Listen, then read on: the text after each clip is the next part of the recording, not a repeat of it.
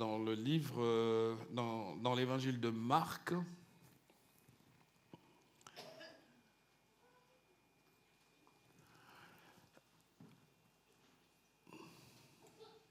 Marc chapitre 10, versets 17 à 24. La Bible dit, comme Jésus se mettait en chemin, un homme accourut et se jeta à ce genou devant lui. « Bon maître, lui demanda-t-il, que dois-je faire pour hériter de la vie éternelle ?» Jésus lui dit, « Pourquoi m'appelles-tu bon ? Personne n'est bon si ce n'est Dieu seul. Tu connais les commandements, tu ne commettras pas d'adultère, tu ne commettras pas de meurtre, tu ne commettras pas de vol, tu ne porteras pas de faux témoignages, tu ne feras de tort à personne, honore ton père et ta mère. » Lui répondit-il, « Maître, j'ai respecté tous ces commandements dès ma jeunesse. » L'ayant regardé, Jésus l'aima et lui dit, « Il te manque une chose, va vendre tout ce que tu as, donne-le aux pauvres et tu auras un trésor dans le ciel. Puis, viens, charge-toi de la croix et suis-moi. » Mais l'homme s'assombrit à cette parole et s'en alla tout triste, car il avait des grands biens. Regardant autour de lui, Jésus dit à ses disciples qu'il est difficile à ceux qui ont des richesses d'entrer dans le royaume des dieux.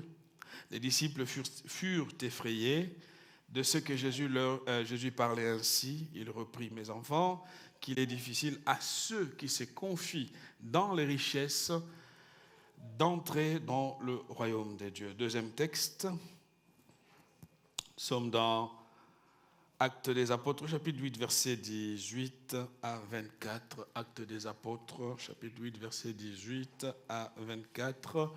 Nous lisons la parole du Seigneur, voyant que l'Esprit Saint était donné lorsque les apôtres posaient les mains sur les gens. Simon leur offrit de l'argent en disant, « Accordez-moi aussi ce pouvoir afin que celui sur lequel je poserai les mains reçoive le Saint-Esprit. » Mais Pierre lui dit, « Que ton argent soit perdu avec toi. » Une autre version dit, « Que ton argent périsse avec toi, puisque tu as cru que le don de Dieu s'achète à prix d'argent. Tu n'as ni part ni héritage dans cette affaire, car ton cœur n'est pas droit devant Dieu. Renonce donc à ta méchanceté et prie le Seigneur pour que cette pensée de ton cœur te soit pardonnée, si c'est possible. En effet, je vois que tu es rempli d'amertume et prisonnier du mal. » Simon répondit, « Priez vous-même le Seigneur pour moi, afin qu'il ne m'arrive rien de ce que vous avez dit. » Nous allons prier. Seigneur, nous te remercions pour aujourd'hui, te remercions pour ta parole. Que ce soit pour nous qui sommes ici présents ou d'autres qui nous suivent en ligne, nous savons que ta parole est la vie et cette parole nous ouvre les yeux sur la réalité de ce que nous sommes, mais aussi sur la profondeur de l'amour de Dieu, de ses compassions toujours infinies qui nous attirent à lui.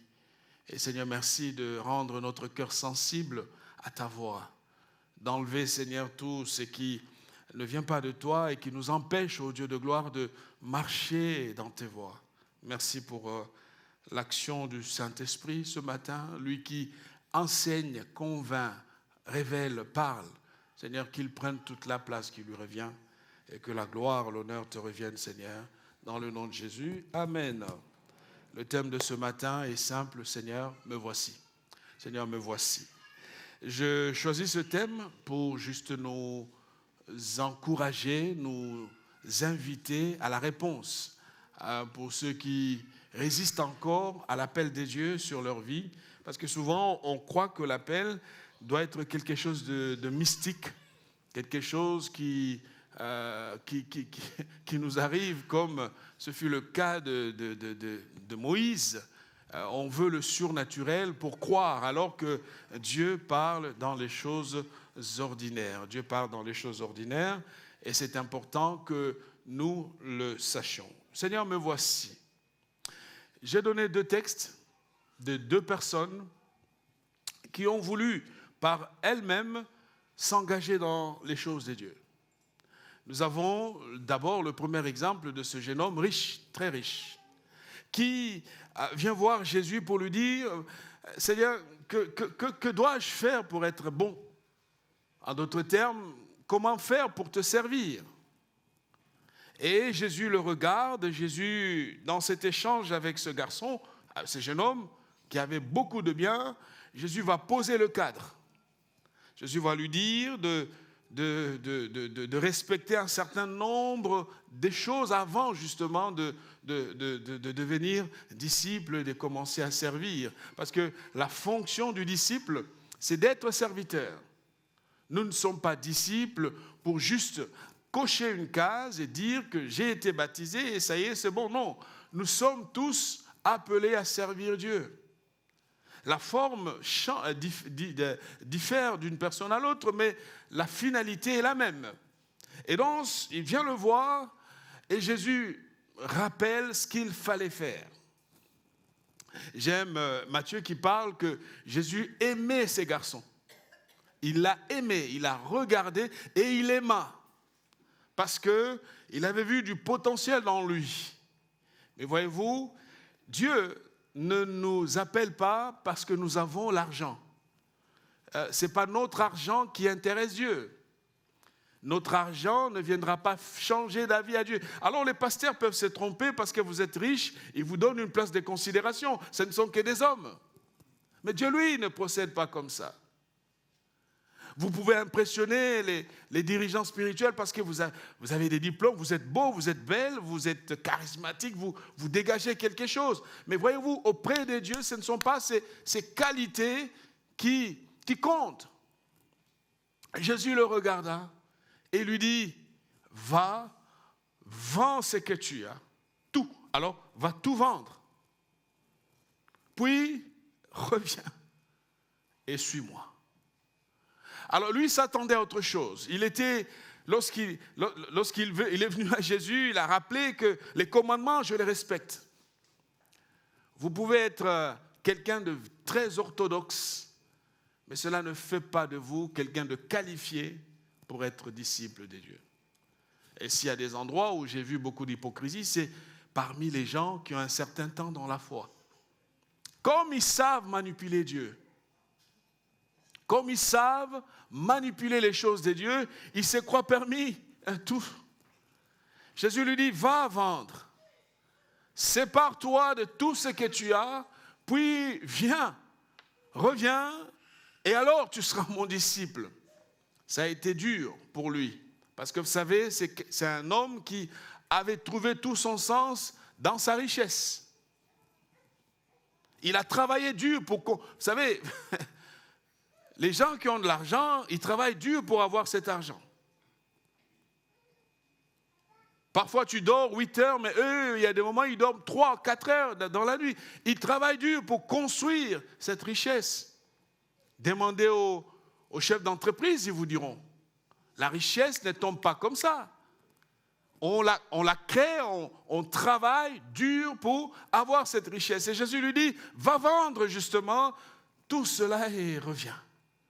Puis, tu seras mon disciple et tu me suivras. Quand Jésus lui a dit cela, il est triste. Il est triste. Parce qu'il s'attendait à autre chose. Il avait un agenda personnel, il avait sa manière de comprendre Dieu. Frères et sœurs, attention. Vous savez, la plupart du temps, nous voulons avoir un Dieu que nous mettons dans notre poche. Ça s'appelle une idole. Un Dieu taillé à notre image, comme Israël a taillé un veau d'or, selon ses goûts. Et il est parti. Et Jésus savait qu'il ne reviendrait pas. Jésus n'a pas cherché à adapter son discours. Parce que voyez-vous, le défaut que nous avons souvent, c'est de vouloir rejoindre tout le monde là où il est. Et nous voulons nous accommoder aux impressions, aux émotions. On veut rejoindre tout le monde là où il est. Jésus l'a laissé partir. Et Jésus s'est tourné vers les apôtres et a dit, il est difficile pour un homme qui a beaucoup de richesses d'entrer dans le royaume de Dieu. Alors les apôtres eux-mêmes sont effrayés par la manière, nous avons lu, ils sont effrayés de la manière dont Jésus parlait. Ça, c'est le premier homme qui est parti et qui n'est plus revenu. Et puis, il y a un deuxième homme. Celui qui aussi vient avec l'argent et une compréhension totalement à côté. Un problème de casting, au fait, pour servir. Il voit Dieu faire des miracles, le Saint-Esprit convaincre, toucher, transformer. Lui aussi, il sort l'argent. Il sort l'argent. Et il donne aux apôtres, il dit, mais s'il vous plaît, priez. En fait, si tu crois avoir une relation transactionnelle avec Dieu, tu te trompes. Priez pour moi, prenez l'argent, priez pour moi pour que je puisse aussi recevoir ce Saint-Esprit. Parce que derrière, dans sa tête, dans son idée, il voulait avoir l'Esprit pour aller le commercialiser, justement. Parce que c'était un magicien. Que Dieu nous aide, parce qu'aujourd'hui, tous les magiciens que l'on connaissait dans certains milieux sont devenus des prophètes aujourd'hui. La plupart, en tout cas. Pour que je ne sois pas méchant. La plupart. Et comme ça marche, comme les gens ont besoin de cela, on est tous, je vois. Il y a ça, c'est pas grave, mais bon. Et il sort l'argent. Lui aussi, la réponse est ferme, implacable. Que ton argent périsse avec toi. On ne change pas de discours, on ne cherche pas à adapter un élément de langage. Non, que ton argent périsse avec toi. Quelle fermeté. Et Pierre, de lui donner la raison, on lui explique pourquoi on lui parle comme ça, parce qu'il a cru qu'on pouvait acheter le don de Dieu. J'aimerais te dire ce matin que tu n'as pas assez d'argent pour acheter le don de Dieu. Parce que Dieu n'utilise pas cet argent fait par les hommes. Dieu utilise une autre monnaie qui s'appelle la grâce. Qu'il appelle par sa souveraine bonté. Et on lui dit que ton argent périsse avec toi. Et l'apôtre ira même plus loin en disant, je vois dans ton cœur que tu es dans un piège. Ton cœur est dans un piège, dans un mauvais état. Et ce qui arrive souvent à beaucoup de chrétiens, beaucoup d'enfants de Dieu. Alors, c'est quoi alors servir Dieu? Nous avons ces deux exemples écartés du casting. Et donc, ma question pour aujourd'hui, qui est-ce que Dieu peut utiliser? Qui est-ce que Dieu peut utiliser? La première chose à faire, c'est qu'il faut d'abord qu'on règle le conflit intérieur que nous avons lorsque Dieu nous appelle. Nous avons cet exemple dans le livre de Juges, chapitre 6. Dieu appelle Gédéon, il appelle au ministère, il lui donne une charge, une mission. Et Gédéon n'arrive pas à accepter que quelqu'un comme lui pouvait être utilisé par Dieu. Si vous avez constaté mon raisonnement, c'est que nous avons deux personnes qui se proposent, mais qu'on écarte. Et nous avons l'autre qui ne s'est pas proposé, mais auprès de qui Dieu vient se présenter pour l'appeler. Ayons l'humilité. L'humilité de ne jamais rien forcer. De ne pas précipiter quelque chose qui n'est pas encore arrivé à terme. Dieu voit les cœurs, Dieu voit les intentions.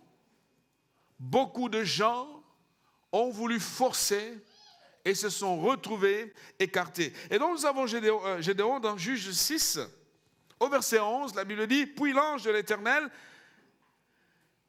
vint et s'assit sur le térébinthe d'Ophra qui appartenait à Joas de la tribu d'Abiézer. Gédéon, son fils, battait du froment au pressoir pour le mettre à l'abri de Madian. L'ange de l'Éternel lui apparut et lui dit, « L'Éternel est avec toi, vaillant héros. » Gédéon lui dit, « Ah, mon Seigneur, si l'Éternel est avec nous, pourquoi toutes ces choses nous sont-elles arrivées? Et où sont tous ces prodiges que nos pères nous racontent quand ils nous disent, l'Éternel ne nous a-t-il pas fait monter hors d'Égypte? Maintenant, l'Éternel nous abandonne et il nous livre entre les mains des Madians. » L'Éternel se tourna vers lui et dit, « Va avec cette force que tu as et délivre Israël de la main de Madian. N'est-ce pas moi qui t'envoie? » Gédéon lui dit, « Ah, mon Seigneur, avec quoi délivrerai-je Israël? Voici ma famille est la plus pauvre en Manassé et je suis le plus petit dans la maison de mon père. » L'Éternel lui dit, « Mais je serai avec toi et tu battras Madian comme un seul homme. » Un conflit qu'il fallait régler. Il ne se sentait pas capable. À l'appel de Dieu, il donne l'argument des origines. Ma famille est pauvre en Manassé, je suis le plus jeune, mais avec quoi? Dieu lui dit, va avec la force que tu as. Et donc, va commencer ici tout un échange, un dialogue, un accompagnement, des paroles d'encouragement où Dieu parle à Gédéon, lui dit, il faut que tu arrives à résoudre tes conflits intérieurs. Ma sœur, mon frère, Dieu appelle souverainement. Et parfois dans le casting, on peut être amené à se dire, pourquoi lui et pourquoi pas moi? Qu'a-t-il de plus pertinent ou de plus convaincant que moi? Pourquoi lui? Pourquoi pas moi? Et c'est très important de le savoir. Et donc, dans ce conflit, Gédéon se disait, Dieu peut-il m'utiliser moi? Est-ce que Dieu peut se servir de quelqu'un comme moi? Dans son conflit, il se disait, mais ma famille est la plus petite en Manassé. Quand je regarde, peut-être que je suis dans une tour, dans une banlieue sensible, mais c'est là que Dieu vient te dire, c'est toi. Vous savez, lorsque Dieu appelle, il passe aussi d'autres personnes. Je ne sais pas si vous réfléchissez avec moi ensemble dans l'histoire de Lazare. Le jour où il est allé ressusciter Lazare au cimetière, il a dépassé combien de tombes? Amen.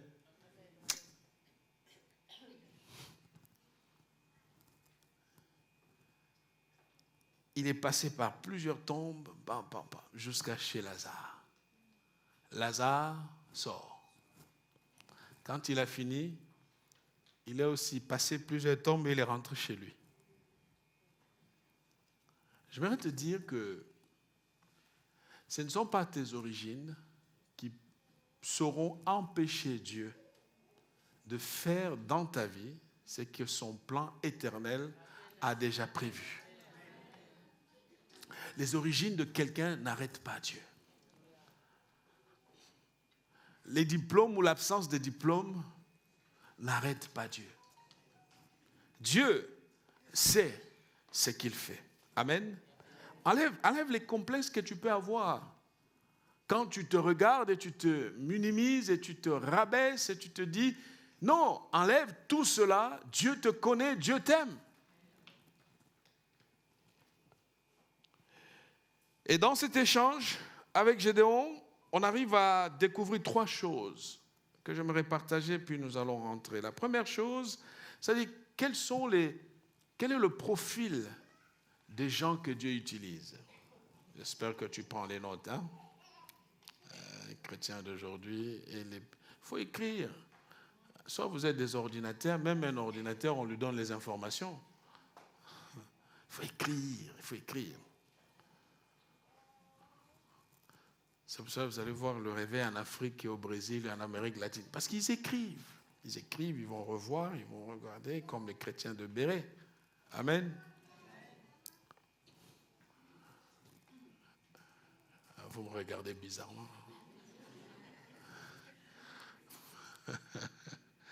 Il faut écrire. Dis à ton voisin, il faut écrire. Encourage-le à écrire.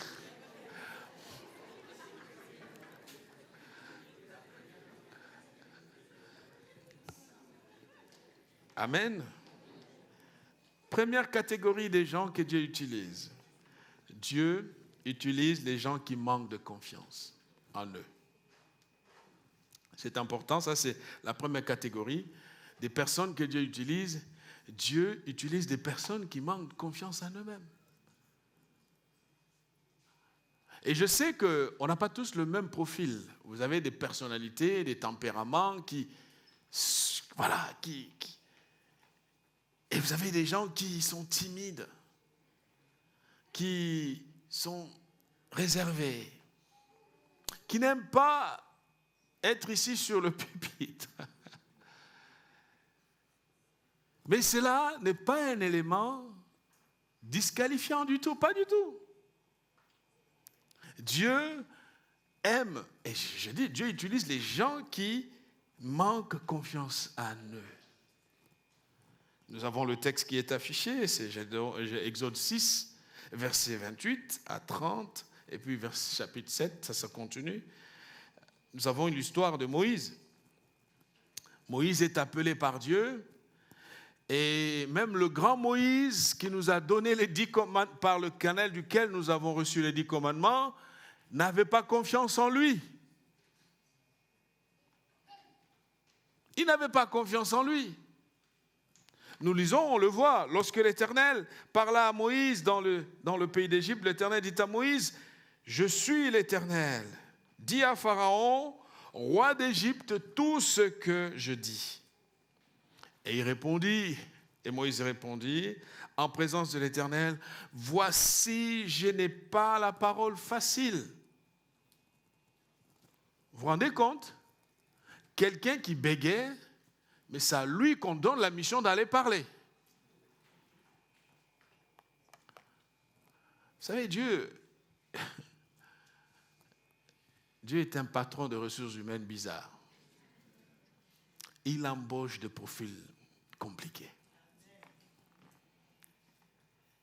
Moïse lui dit, mais je n'ai pas la parole facile. Tu me donnes de parler et tu sais que je ne parle pas facilement. Comment Pharaon m'écouterait-il? En d'autres termes, il disait, mais quand je vais commencer à bégayer, Pharaon lui-même, il sera mort de rire. Il va dire, oh, qu'est-ce qui t'arrive, Moïse? Nous continuons la lecture, chapitre 7, 1. L'Éternel dit à Moïse, vois, regarde, je te fais Dieu pour Pharaon. Ah, ce que j'aime avec Dieu, c'est que conscient de nos limites, il nous donne toujours quelque chose qui nous élève au niveau de notre mission.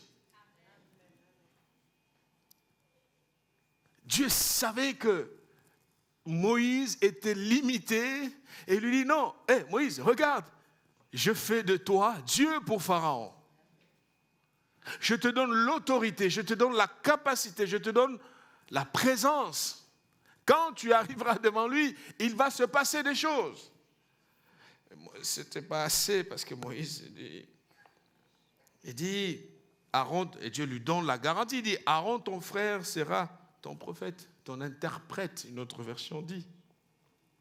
Toi tu diras tout ce que je t'ordonnerai et Aaron ton frère parlera à Pharaon. Dieu a déjà arrangé ce qui allait se passer.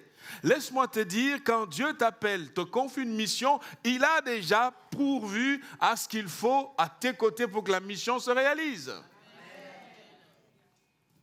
Tu peux dormir là en train de poser des questions. Seigneur, comment ça va se passer?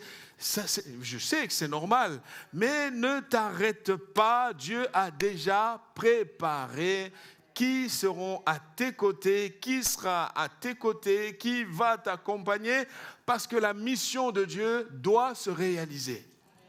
Elle va se réaliser. Ne regarde pas à tes limitations d'aujourd'hui. Aaron te fait parlera pour toi. Verset 3, et moi j'endurcirai le cœur de Pharaon et je multiplierai mes signes et mes miracles dans le pays d'Égypte. Pharaon ne vous écoutera pas. Ce qui est intéressant, Dieu, tu m'envoies, tu sais que l'autre va résister, mais tu m'envoies quand même. Amen. Fais confiance à Dieu. Ne te repose pas sur tes capacités. Dieu connaît les gens qui n'ont pas confiance en eux. Savez qu'on n'a pas tous eu la facilité de se mettre devant une foule pour parler. Et encore aujourd'hui. Ici dans mon église, je suis à l'aise. Mais quand je suis dans d'autres églises, je ne suis pas aussi à l'aise que je suis ici. Je croyais qu'avec le temps, ça passe, et je me rends compte que ça ne passe jamais. Ça va faire bientôt 30 ans que je prêche, et chaque fois, le stress est là. Le ventre fait mal. Ouais, littéralement, ça fait mal. Parfois, on ne dort pas. Vous allez voir quelqu'un parler, mais vous ne savez pas combien il souffre. Ça montre que nous ne nous reposons pas sur nos capacités. Paul disait, notre capacité vient de Dieu. Et c'est quand je suis faible, c'est alors que je suis fort. Frères et sœurs, tous nous souffrons. Ne laisse pas un manque de confiance empêcher Dieu de faire ce qu'il veut faire avec toi. Amen. Je me souviens, la première fois où mon pasteur m'a dit, tu vas prêcher. C'était un mardi soir. Les mardis sont quand même mystérieux. Un mardi soir, il m'a dit, c'est toi qui vas prêcher à la réunion de prière. Je le regardais, j'ai dit, pasteur, non. J'ai dit, non. Il m'a dit, non, vous savez, en Afrique, on ne discute pas trop avec les pasteurs. C'est bien d'être pasteur en Afrique quand même. Hein. Il m'a dit, c'est toi. J'ai dit, non, je serai à l'école et tout. Il m'a dit, non, c'est toi. Et après, comme il voyait que j'hésitais, je prêchais avec des copains. Quand il y avait un petit groupe de gens, ça passait. Mais devant l'église, j'ai dit, mais non. Il m'a simplement dit, si tu ne prêches pas, tu ne seras plus dans mon environnement. Alors j'ai compris qu'au fait, je n'avais plus le choix. Et quand il m'a vu qu'au fait, ça me terrorisait littéralement, il m'a simplement dit, va préparer ton message et tu me le montreras. Et chose que j'ai fait, je suis allé préparer, je lui ai montré le texte. Et il m'a dit, mais c'est super, tu vas le faire. J'ai tenté d'obtenir, si je commence, si je ne termine pas, tu vas terminer. Oui, bien sûr, mais vas-y, si tu ne termines pas, je prendrai la parole, je terminerai. Et je monte, je me disais, si j'arrive à faire 10 minutes, ça va être top. Je commence à parler, les 10 minutes passent, 15 minutes passent, 25 minutes passent, et je voyais les gens étaient touchés, d'autres encore pleuraient. Et vers la 40e minute, j'ai juste regardé vers mon pasteur. Je dis, je laisse la place. Et il a dit, non. Il a dit, tu continues. Il m'avait juste fait un signe, tu continues. Et par respect, normalement, quand on te donne de prêcher, c'est au pasteur de faire la prière. Et même là, il a refusé de faire la prière. Donc il me regardait, et j'ai fait la prière. Après, on a débriefé dans son bureau. Il m'a dit, tu vois, au fait, si tu ne l'avais pas fait ce jour-là, c'était fini. Tu allais être terrorisé par la prédication. Alors moi, je savais que le temps était venu. Dieu m'avait dit qu'il fallait le faire. Et je donne cet exemple pour vous montrer qu'en fait, on vient de loin, tout le monde. On manque de confiance. Chacun à un certain niveau. On se dit, mais je n'ai peut-être pas des qualifications nécessaires. Mais sache que Dieu n'est pas dans les qualifications. C'est Dieu qui nous qualifie. Dieu a qualifié Moïse et il lui a donné ce qu'il fallait. Et Paul nous dit, c'est ce texte-là de Paul que nous avons, Paul dit, notre capacité au contraire vient de Dieu. Fais confiance à Dieu. Ta capacité, la vraie, elle vient de lui. C'est 2 Corinthiens chapitre 3, verset 9. Paul dit, car cette assurance-là, nous l'avons par Christ auprès de Dieu.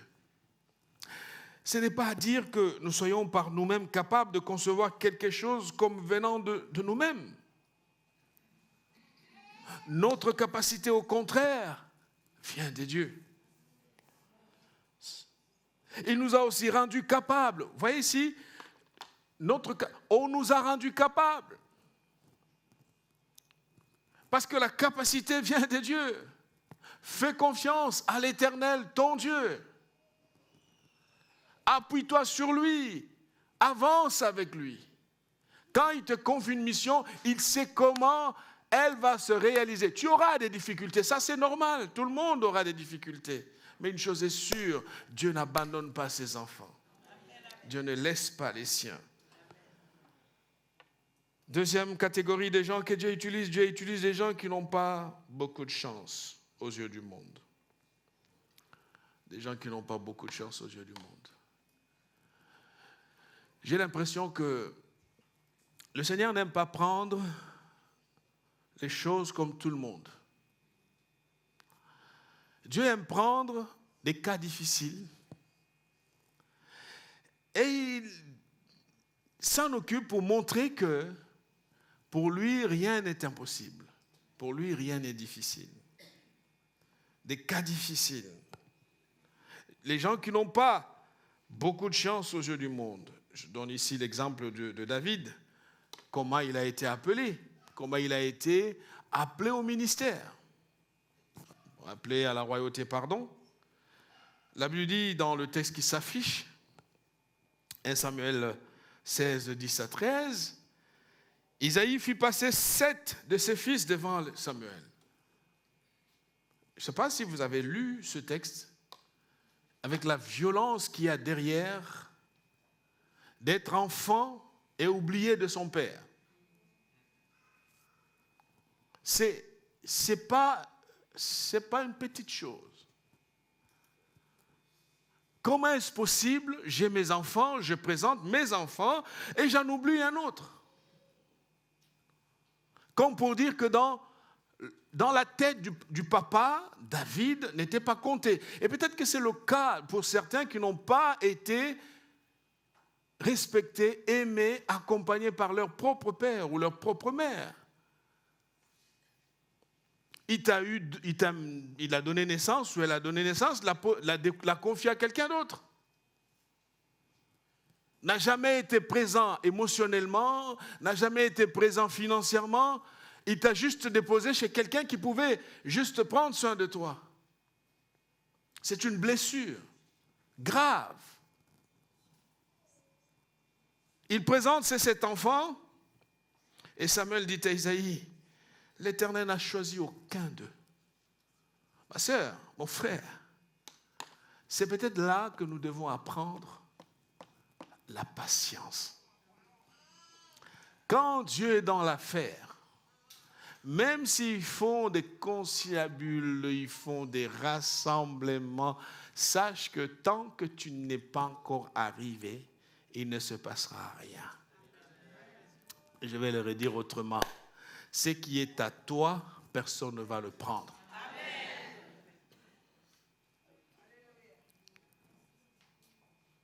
C'est pour ça qu'il ne faut pas être jaloux de quelqu'un. Celui qui reçoit, c'est son tour de recevoir. Ah, la bonne nouvelle, c'est que quand Dieu donne à gauche, je comprends que Dieu est dans l'entourage. Il viendra aussi à droite. Il fera aussi pour moi. David n'était pas là. On a fait des projets sans qu'il soit au courant. Mais Dieu a dit, on va l'attendre. Continue à servir Dieu.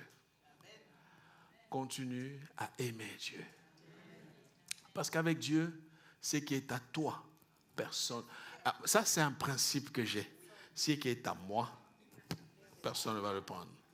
La bénédiction qui m'appartient, elle est la mienne. Fais ce que tu veux, dis ce que tu veux, va où tu... Ce qui est à moi est à moi. Pas de jalousie, pas de précipitation,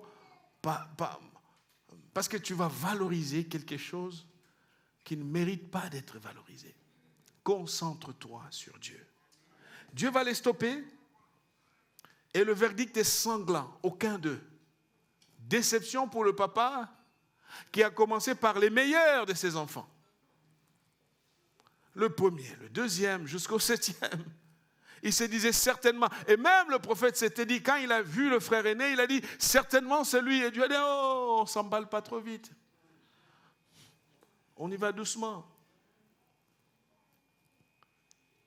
Puis Samuel dit, verset 11, à Isaïe, sont cela tous tes fils? Deuxième violence dans le texte. Si j'étais à la place d'Isaïe, je commençais à pleurer. Parce que qu'est-ce que Samuel est en train de dire? Comment est-ce que tu peux être un père qui oublie son enfant? Vous savez, lorsque David écrit le psaume 27, verset 10, il traduit le drame familial. Il traduit le drame de sa famille. Il dit, car mon père, ma mère m'abandonnent, mais l'Éternel me recueillera. D'après les historiens, ils vont vous dire que David était un enfant qui était venu très tard d'une autre femme. Et dans le tableau du papa, voilà, vous savez, il y a des choses comme ça. Bon, peut-être pas très occidentales, mais dans la culture africaine, proche orientale, c'est ça, en fait. Et donc, un enfant, un tout petit qui vient d'arriver, et puis il faut qu'il grandisse chez papa. Et dans quelle situation, dans quel contexte? En fait, ce que j'ai vu dans la vie, c'est que ceux qui ont beaucoup souffert, qui n'ont pas eu la chance, humainement parlant, deviennent souvent des héros. Il y a comme une loi de la nature qui rétablit les choses. Il y a comme quelque chose qui vient rétablir la justice en disant, lui, elle sera là. C'est pour ça que je veux te dire, quand tu crois que c'est fini, ce n'est pas fini. Il dit, et souvent tous tes enfants, il reste encore le plus jeune. Mais il fait paître les brebis. Le papa avait trouvé un travail idéal pour David. Lui, il est bien là-bas. Il est bien à sa place, en train de... Je ne le vois pas roi quand même. D'ailleurs, il fait bien le travail des brebis. C'est pas pour la royauté. Et comme je dis que quand Dieu n'a pas encore fini, alors Samuel dit à Isaïe, envoie-le chercher. Car nous ne nous placerons pas avant qu'il ne soit venu ici. Frère, mon frère, ma soeur, arrête de te défendre. Laisse Dieu te défendre. Amen. laisse Dieu te défendre. Le prophète dit, on ne va rien faire tant qu'il n'est pas avec nous. Dieu est le maître des temps et des circonstances. Donc, suspension de toute la cérémonie, on va attendre ce petit, ce plus jeune, ce berger. Il faut qu'il soit là. Moi, j'ai vu des gens dormir pauvres et se réveiller le lendemain riches. Et tu te dis, qu'est-ce qui a pu se passer entre la nuit et le matin? Eh bien, entre les deux, le Dieu des miracles est passé. J'aimerais te dire que le Dieu des miracles est capable de passer dans ta vie et de te surprendre, de t'étonner. Et toi-même, tu vas dire, Seigneur, comment est-ce possible? Oui, c'est possible. Donc, ils se sont arrêtés là. Et le plus intéressant arrive. Or, il était blond, avec des beaux yeux et une belle figure. L'Éternel dit à Samuel, lève-toi. Ce que j'aime, c'est que le prophète, il faut que vous compreniez qu'à l'époque, Samuel avait la fonction du prophète, mais aussi de président. Parce que c'est lui qui a donné l'arrivée du premier roi Saül. La présence de Samuel faisait qu'on arrêtait la vie pour écouter la parole de l'Éternel qui arrivait. Mais voilà que quand le jeune homme entrait dans la pièce, c'était à lui de rester debout devant l'homme de Dieu. Mais Dieu dit à l'homme de Dieu, lève-toi. Lève-toi. Honneur à ce roi. Lève-toi, va à sa rencontre. Oins-le. Voilà comment Dieu est capable de prendre les choses viles, les choses simples, et les transformer. Et j'imagine la terreur que pouvait ressentir David. Le prophète se lève pour moi. Pour moi. On est allé me chercher. Et tous ces frères qui étaient là, qui se sentaient légitimes dans leur position, voir que c'est ce petit-là qui est honoré par le prophète.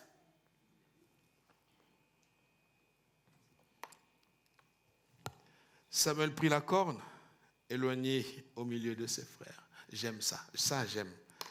Au milieu de ses frères. Et tu sais, quand Dieu veut faire quelque chose, il va le faire au milieu de tes frères. Sois calme, sois calme. Il y a des gens qui disent, à l'église, on ne me donne pas assez de place. Sois calme. Le jour viendra où le Saint-Esprit va faire quelque chose avec toi et les frères se constateront. Et vont se dire, non, là, on peut plus l'arrêter, là. Donc, c'est plié. Au milieu de ses frères. Les mêmes frères qui peut-être ont eu des propos. Là, ça, c'est moi, ce n'est pas la Bible. Nous savons ce qui se passe dans les familles. Hein. Les mêmes peut-être qui ne l'ont pas bien accueilli. Et ils vont constater son onction. Ils vont constater, ils vont remarquer, ils vont assister. Mais dire que peut-être tous ceux qui pensent que tu n'es pas assez qualifié, et je prie Dieu que quand ton tour va arriver, qu'il voit ça.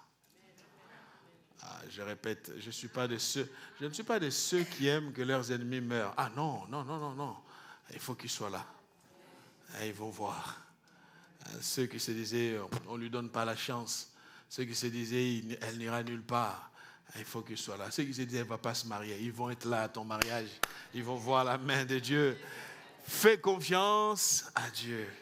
J'avance et je dois terminer parce que le temps passe. Troisième catégorie de gens que Dieu utilise. Dieu utilise les gens brisés. C'est très important. Pourquoi le jeune homme riche a-t-il été renvoyé? Parce qu'il n'était pas assez brisé. Vous savez, être brisé, c'est arriver au point où on laisse le meilleur qu'il y ait en nous sortir.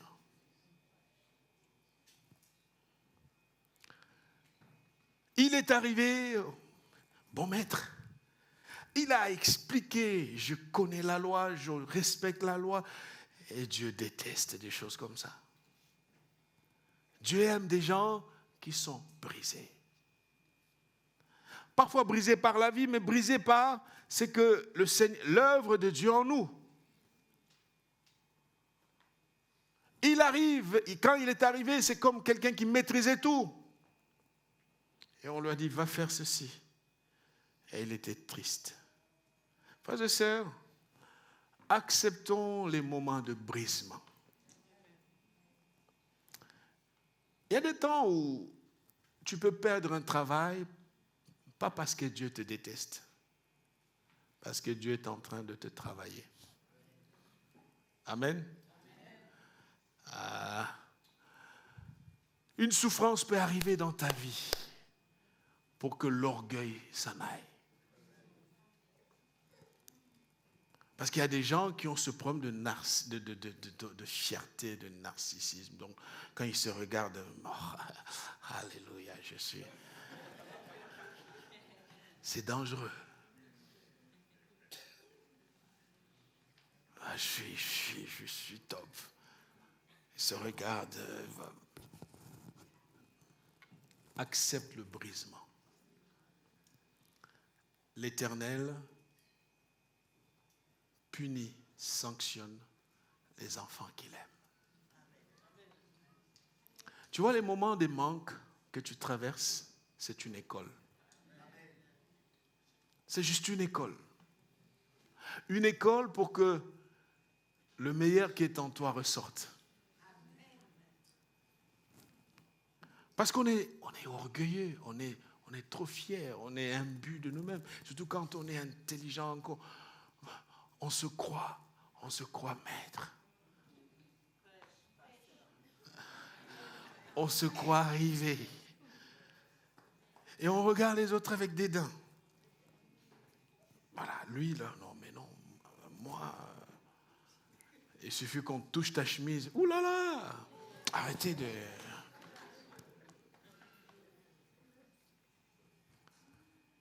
Dieu aime, Dieu utilise les gens brisés. La vie brise. La vie brise. Tu sors peut-être d'une histoire douloureuse, d'un divorce, d'un échec.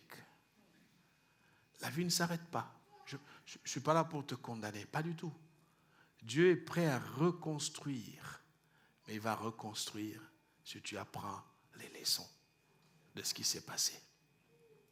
Amen. Sinon, tu vas répéter la même chose.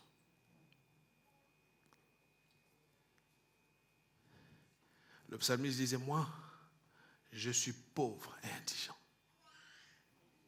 Mais, j'aime le mais. Le Seigneur pense à moi. Le Seigneur pense à moi. Regarde, chaque jour, Dieu prend soin de nous. Il prend soin de toi. Acceptons le brisement. Bannissons l'orgueil. Un produit qui n'est pas fini, on ne peut pas l'utiliser. Ça, c'est un principe dans le ministère, même avec des jeunes gens. On doit être brisé. On doit être brisé parce que la vie ne te pardonnera pas. Ce que tu vas rencontrer devant toi va être rude, difficile. Il ne suffit pas de sortir l'argent pour dire imposez-moi les mains pour que j'ai le même Saint-Esprit. Mais non. Jésus a pris le temps, il les a forgés, formés, il les a envoyés. Il y a des moments où ils ont échoué, ils ont pleuré dans la barque, ils ont tremblé, ils sont arrivés à un moment donné pour chasser un démon, le démon ne partait pas. Apprécie les échecs. C'est un temps de préparation. Dieu brise ceux qu'il veut utiliser. Tu ne peux pas arriver avec cette suffisance pour prétendre que Dieu... Non. Hey, sache que tu vas partir comme le jeune homme riche, ça ne va pas appauvrir le royaume des dieux. Hein.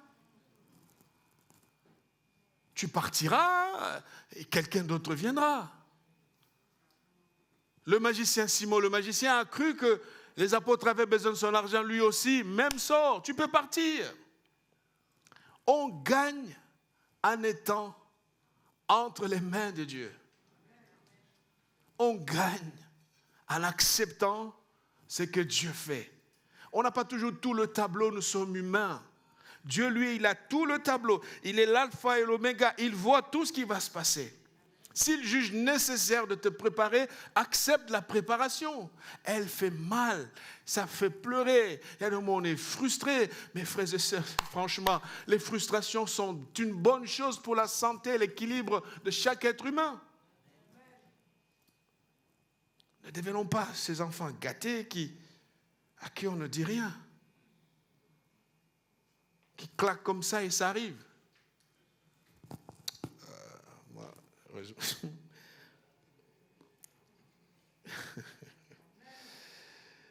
ah là là là là. Heureusement, mes enfants ils me connaissent, moi je ne suis pas comme ça. Non, non, non.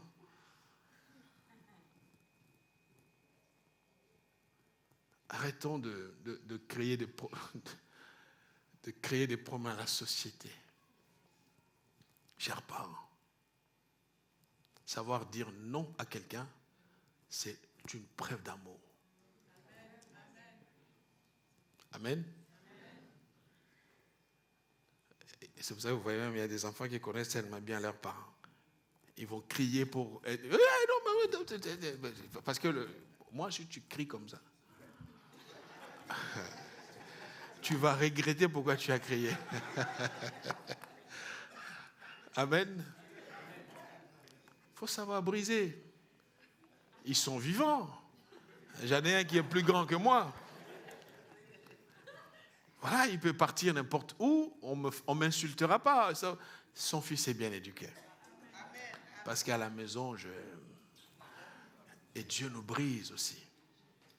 Amen. Acceptons le brisement. Râlons pas parce qu'on n'a pas eu ci, on n'a pas eu ça. Dieu sait ce qu'il fait. Il nous prépare à quelque chose que nos yeux ne voient pas, mais que l'avenir dira. Que le Seigneur nous bénisse. Nous allons prier. Seigneur, nous avons besoin de ta grâce, de ta direction dans nos vies. Seigneur, merci parce que nous venons avec nos agendas et nous voulons te mettre dans notre agenda. Oubliant que toi, tu es plus grand que nous, toi, tu es éternel. Et nous sommes des mortels, des passagers, Seigneur. Donne à notre cœur la sagesse, mais aussi l'humilité nécessaire pour que nous ne puissions pas confondre les rôles. Que nous te laissions à ta place de Père et de Dieu et que nous acceptions notre place d'enfant. Guide ton Église. Ici, il y a des gens que tu veux utiliser, ils sont là.